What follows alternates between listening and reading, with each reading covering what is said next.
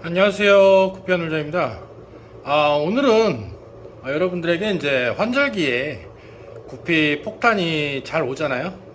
그런 이유랑 그리고 이제 폭탄이 맞을 때 어떤 병이 먼저 오는지, 대부분의 병이 시작이 이 병으로 인해서 이 병에서 이제 합병증이 또 생기고 뭐 이런 식으로 해서 생기는 거에 대해서 여러분들에게 이제 설명을 해 드릴게요.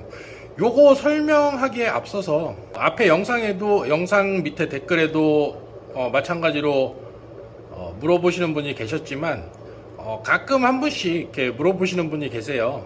그 내용이 뭐냐면은 구피 리본 암컷에서 태어난 노멀 암컷이 후대에 리본이 나올 수 있냐, 요 질문 내용이고요. 그거 물어보시는 분들이 가끔 계시더라고요. 이게 뭐 열성인자고 뭐 우성인자고 뭐 이런 게 있는데 저 같은 경우에는 뭐 우성인자가 뭐고 뭐 열성인자가 뭐고 뭐 대충은 알겠는데 정확하게 알지 못해서 뭐 요거는 일단 생략을 하도록 하겠습니다.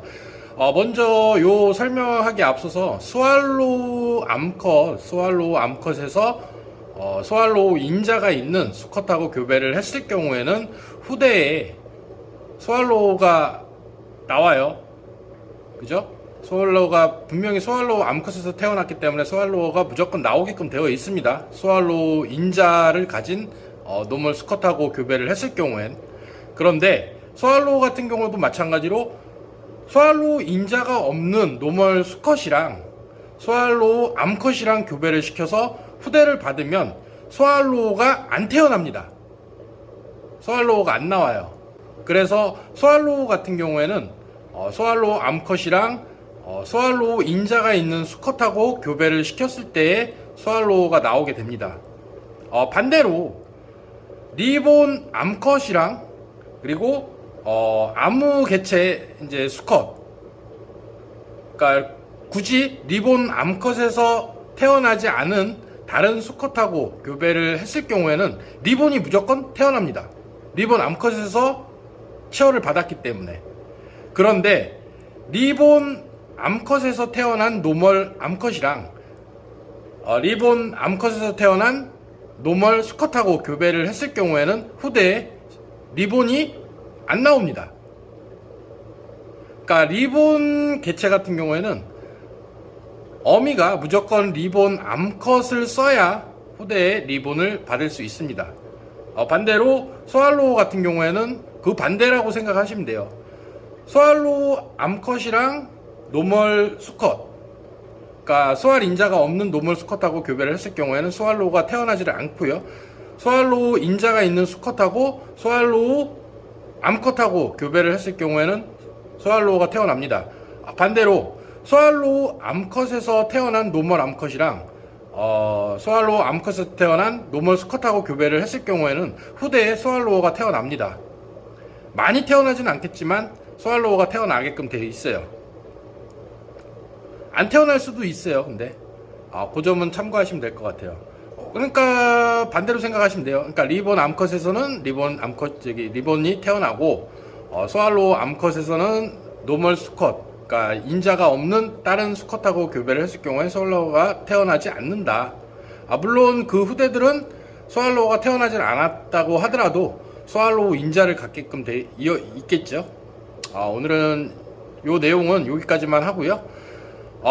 일단 봄하고 가을철에 구피 키우기가 상당히 힘듭니다. 이게 왜 힘드냐? 병이 자주 와요. 사람도 마찬가지예요. 봄하고 가을철에 감기 잘 걸리잖아요. 구피도 마찬가지예요. 백전병 잘 걸립니다. 봄하고 가을철에. 그러니까 백전병이 사람으로 쳤을 때 감기라고 보시면 돼요. 그런데 이 백전병의 문제가 뭐냐면은 전염성이 굉장히 강합니다. 그러니까 물 몇 방울만 옆에 어항으로 튀어나가도 백전병이 바로 옮겨갑니다. 그러니까 백전병 같은 경우에는 얘네가 구별할 수 있는 게 하얀색 반점이 생기는 거예요. 테일하고 이제 바디 쪽에 하얀색 점이 조그맣게 이렇게 생기는 병을 백전병이라고 하는데 보통 대개 꼬리 쪽에 나타났을 때, 백전병이 꼬리 쪽에 나타났을 때 표가 많이 납니다. 그래서 백전병이 왔구나. 백전병 같은 경우에는 치료하기가 굉장히 쉬워요. 메틸렌블루로도 치료가 가능하고 소금만으로도 치료가 금방 회복됩니다. 그리고 어항 내 온도를 갑자기 팍 올렸을 경우에도 이거를 고칠 수가 있어요. 근데 문제가 뭐냐면은 백전병 같은 경우에는 전염성이 굉장히 강하다라고 여러분들에게 이제 설명을 해드렸잖아요. 옆에 어항에 몇 방울만 튀어도 백전병 바로 옮겨가요. 근데 백전병이 무서운 게 아니라 백전병이 먼저 오고 그에 대한 합병증이 굉장히 무서워요. 이게 꼬리를 확 접어버리고 꼬리가 높고 그리고 칼럼나리스도 오고 이런 식으로 형태로 백전병에서 시작하는 합병증이 굉장히 무섭습니다. 이게 봄하고 가을철에 굉장히 자주 와요. 근데 이게 왜 잘 오느냐?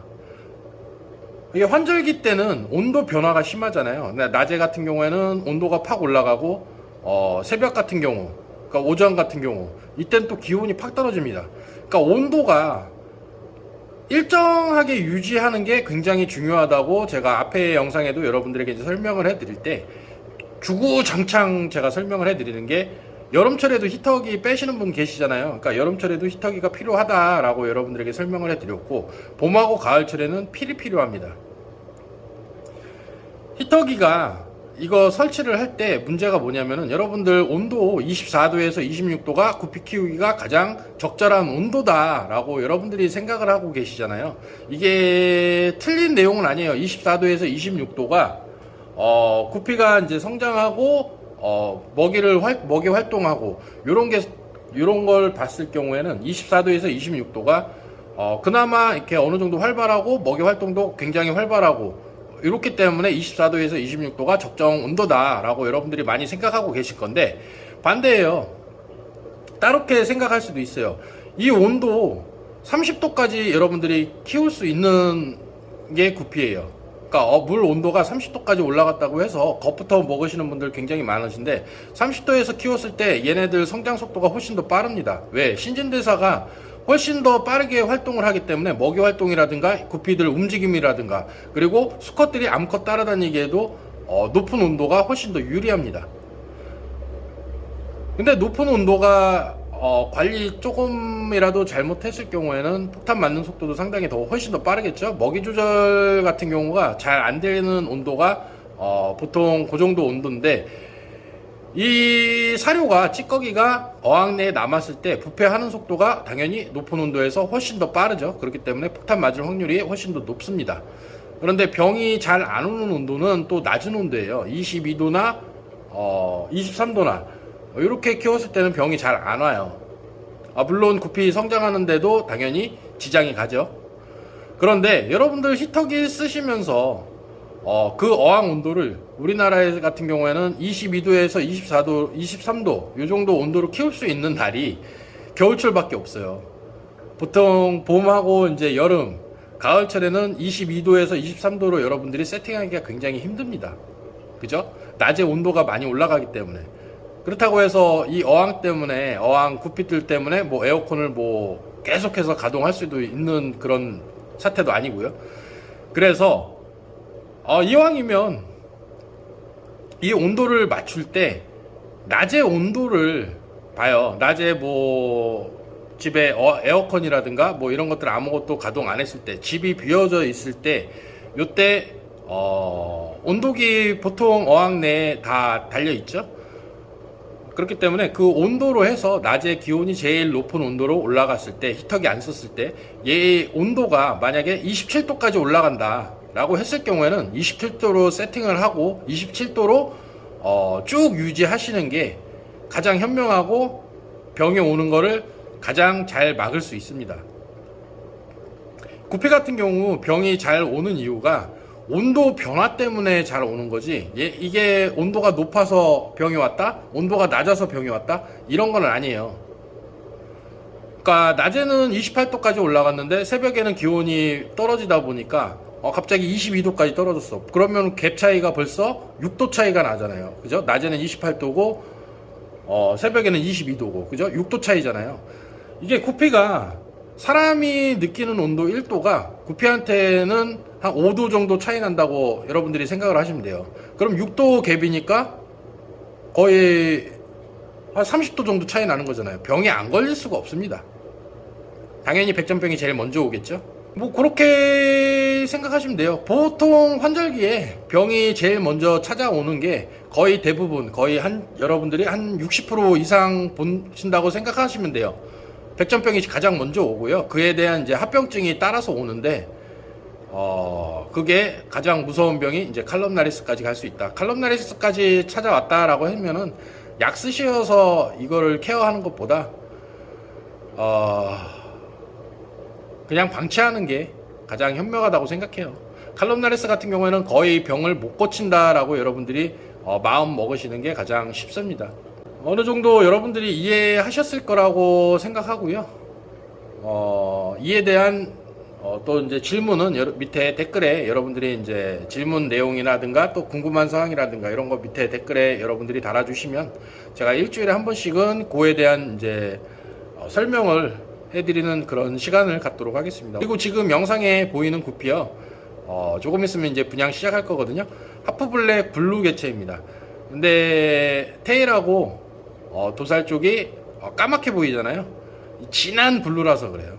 진한 블루라서 까맣게 보이는 거고, 정확한 명칭은 하프블랙 블루 개체입니다. 도살 개체이고요. 요 개체도 이제 조만간 분양 시작할 거고요. 아직 가격 측정은 안 했어요. 그 점 참고해 주시면 될 것 같아요. 오늘 영상 여기서 마무리하고요. 앞으로도 노력하는 구피아 놀자가 되겠습니다. 구독 알림 눌러주시면 감사하겠습니다. 감사합니다.